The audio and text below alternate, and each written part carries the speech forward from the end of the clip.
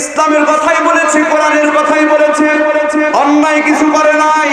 কোরআনের কথা বলার কারণে 13টি বছর জেল খেটেছে, কোরআনের কথা বলার কারণে ডাকাত হয়েছে, কোরআনের কথা বলার কারণে ধর্ষক হয়েছে। কতক্ষণ ঠিক কিনা? কোরআনের কথা বলেছে যে আল্লামা বিশ্ববরেণ্য মুফাসসিরে কোরআন, যাকে আমরা মনে করি হাস্যোজ্জ্বল ভাবে হসপিটালে গেল, আর বাতিলেরা বিষ দিয়া তাকে হত্যা করা হয়েছে। কথা বল ঠিক কিনা? এইভাবে জালিমের কাছে মাথা নত না করে আল্লাহর কোরআনের দাওয়াত দিয়ে গেছে মরহুম মতিউর রহমান নিজামী রহমাতুল্লাহি আলাইহি, মরহুম কাদের মোল্লা রহমাতুল্লাহি আলাইহি, গোলাম আজম রহমাতুল্লাহি আলাইহি, আলী হাসান মুজাহিদ রহমাতুল্লাহি আলাইহি। বাতিলের কাছে জীবন দিয়েছে, শাহাদাতের স্বাদ গ্রহণ করেছে, কিন্তু বাতিলের কাছে এক সেকেন্ডের জন্য মাথা নত করে নাই। কথা চোখের অশ্রু ঝরালে কি দুঃখ প্রকাশ করা যায়? মনে অনেক দুঃখ থাকে, ওজনে কি মাপা যায়? চোখের অশ্রু ঝরালে কি দুঃখ প্রকাশ করা যায়? আমার প্রিয় মালিক ভাইকে করলো যখন খুন, তখন আমার চোখ কাঁদেনি, কেঁদেছে এই মন। আমার প্রিয় নিজামী ভাইকে করলো যখন খুন, তখন আমার চোখ কাঁদেনি, কেঁদেছে এই মন। জানি না কি কারণে, কি বা দোষে হায়, চোখের অশ্রু ঝরালে কি দুঃখ প্রকাশ করা যায়? চোখের অশ্রু ঝরালে কি দুঃখ প্রকাশ করা যায়? আলহামদুলিল্লাহ, আল্লাহ পাকের কাছে লাখ কোটি শুকরিয়া জ্ঞাপন করছি যে মহান রব্বুল আলামিন আমাদেরকে দয়া করে মায়া করে দুনিয়াবি সমস্ত কাজকর্ম থেকে ফারিগ করে জান্নাতের বাগানে এসে বসার তৌফিক দান করেছেন বলে আলহামদুলিল্লাহ। অসংখ্য দরুদ ও সালাম মানবতার মুক্তির দূত খায়রুল মুস্তাফা সরদারে মদিনা, বিশ্বের দুলাল হুজুরে পূর্ণর সাল্লাল্লাহু আলাইহি ওয়াসাল্লাম রওজা মুবারকে সকলে অন্তরের অন্তরস্থল থেকে পূর্ণ সাল্লাল্লাহু আলাইহি ওয়াসাল্লাম। ভাইটা গেছে পিছনে থেকে গেছে। সম্মানিত হাজির, আজকের এই মাহফিলে আসতে পেরে বসতে পেরে আপনারা খুশি না বেজা? জোরে বল, খুশি না বেজা? কারা কারা খুশি? দুটি হাত তুলে আল্লাহকে দেখাই তো দেখি। লিল্লাহি তাকবীর, নারায়ে তাকবীর। আল কোরআনের আলো, সংসদে জলো, নারায়ে তাকবীর। আলহামদুলিল্লাহ। সম্মানিত হাজির, আমি আপনাদের সম্মুখে পবিত্র কোরআনুল কারীমের সূরা সাফের 9 এবং 10 নম্বর আয়াতে কারিমা তেলাওয়াত করেছি। আল্লাহ রাব্বুল আলামিন যদি আমাকে বলায় ইনশাআল্লাহ সূরা সাফের 9 এবং 10 নম্বর থেকে আমি আলোচনা করতে চাই, যদি আপনাদের অনুমতি পাই। আপনারা কি অনুমতি দিবেন ভাই? জোরে অনুমতি কি দিবেন? সম্মানিত হাজির, আল্লাহ পাকের শুকরিয়া আদায় করে আমরা শেষ করতে পারবো। আল্লাহ পাকের শুকরিয়া আদায় করে কখনো শেষ করা যাবেও না। কারণ আল্লাহ পাকের শুকরিয়া আমাদের এই জন্য আদায় করতে হবে, আপনাদের গ্রামে কিন্তু মানুষ কম নাই, আছে না নাই? অনেক মানুষ থাকা সত্ত্বেও জান্নাতের বাগানের ভিতরে আল্লাহ রাব্বুল আলামিন কিন্তু সবাইকে কবুল করে নাই, গুনে গুনে বেছে বেছে দেখে দেখে কিন্তু কবুল করছে। কথা কর, ঠিক কিনা কর?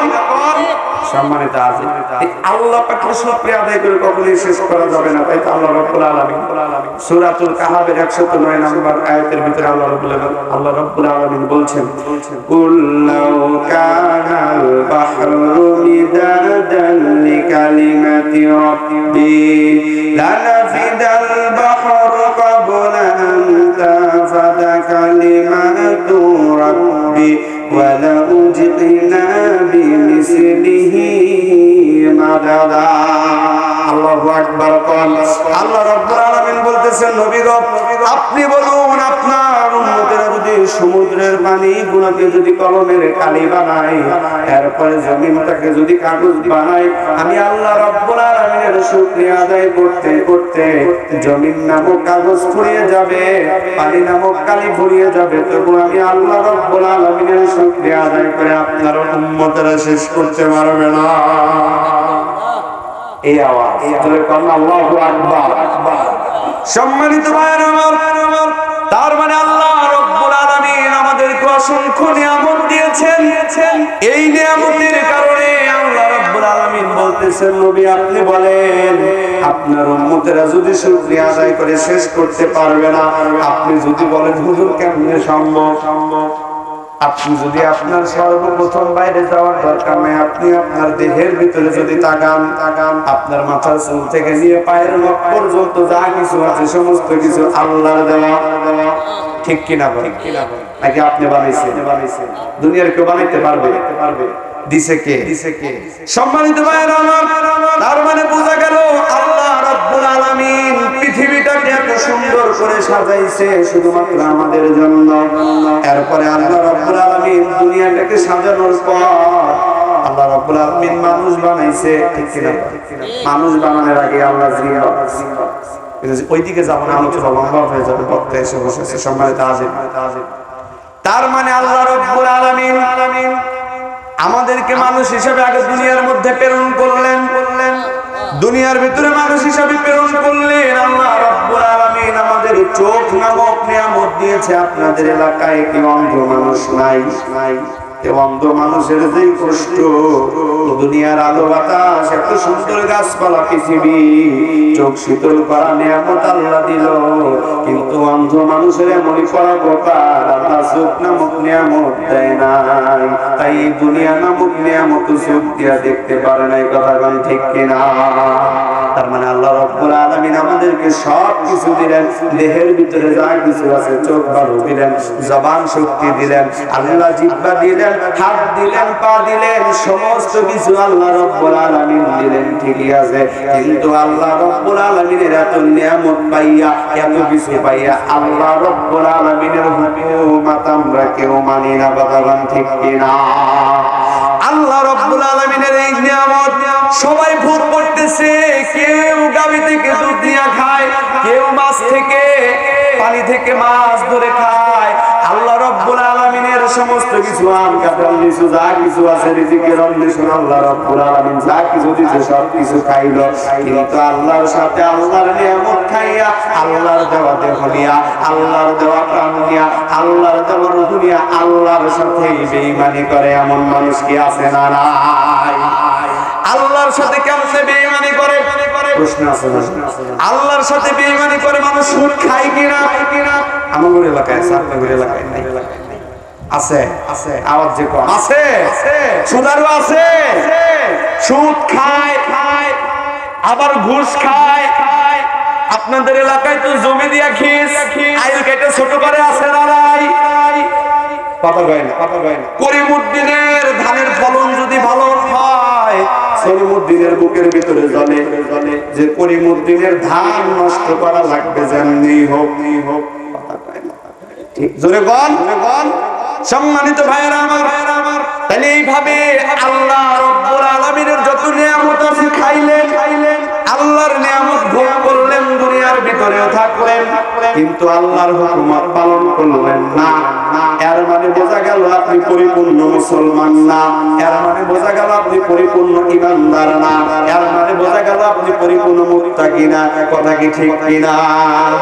এর মানে বোঝা যায় পরিপূর্ণ মুত্তাকি আর পরিপূর্ণ ঈমানদার যদি হতে চান, আপনাদের কয়েকটা কাজ করা লাগবে। আল্লাহ রাব্বুল আলামিনের যেই নিয়ামত, আল্লাহর বাণী জিবরাইল আলাইহিস সালামের মারফতে যেই জিনিসটা বিশ্বনবী হুজুর আকরাম সাল্লাল্লাহু আলাইহি ওয়াসাল্লামের উপর নাযিল হয়েছে, ওই জিনিসটার নামই হলো আসমানি কিতাব আল কোরআন। কথা বলেন ঠিক কি? তার মানে আল্লাহর এই কোরআনের কাছে যদি আমরা যাই, বোঝা গেল কোরআনের কাছে গেলে কিছু না কিছু পাওয়া যাবে। কথা বলা লাগবে, কথা বল ঠিক কিনা? আল্লাহর কোরআনের কাছে যদি যাই, আল্লাহ সূরা বাকারার বলতেছেন জালিকাল কিতাব লা রাইবা ফি হুদাল লিল মুত্তাকিন। আল্লাহ বলতেছেন জালিকাল কিতাব, এই সেই কিতাব যেই কিতাবের মধ্যে কোনো সন্দেহ নাই, বরং রয়েছে মুত্তাকিদের জন্য পথ। মারহাবা কইবেন না? মুত্তাকি কারা? এক কথায় হালালকে হালাল হিসাবে মেনে নেয় যারা, আর হারামকে হারাম হিসাবে ছেড়ে যায় যারা, মুত্তাকি হলো তারা। তার মানে বোঝা গেল আল্লাহর কোরআনের ভিতরে 500টা বিধান আছে, কোরআনের এই 500টা বিধানের ভিতরে 5টা বিধান আমরা মানি, নামাজ রোজা হজ যাকাত সহ 5টা মানি, আর 495টা আয়াত আছে, 495টা বিধান আছে। এই 495টা বিধান কয়জন মানে? অনেকে তো জানেই না, জানে কিন্তু 495টা এটাও তো আল্লাহর নিয়ামত, এটাও তো আল্লাহর বিধান, আল্লাহর আইন, এটাও তো ফরজ নাকি? এটা ফরজ না? আল্লাহর কথা ফরজ না? তাহলে 495টা ফরজ আমরা মানি না। যদি যায় কই হুজুর, যদি যায় কই মেম্বার সাহেব, চেয়ারম্যান সাহেব, শুনেন যা করছেন আল্লাহ সূরা আল ইমরানের ভিতরে বলছে ইন্নাদ দীনা ইনদাল্লাহিল ইসলাম, আল্লাহর কাছে একমাত্র শুধুমাত্র কেবলমাত্র একটাই জীবন ব্যবস্থা, তার নাম হলো ইসলাম। ইসলামটা সমাজে কায়েম করা লাগবে। কত মানুষ যে বেজার হইল, এটা বলে শেষ করা যায় না। ঠিক কিনা? এদের কাছ থেকে শিক্ষা নিতে হবে, আল্লাহর জমিনে আল্লাহর দ্বীন প্রতিষ্ঠিত করা লাগবে।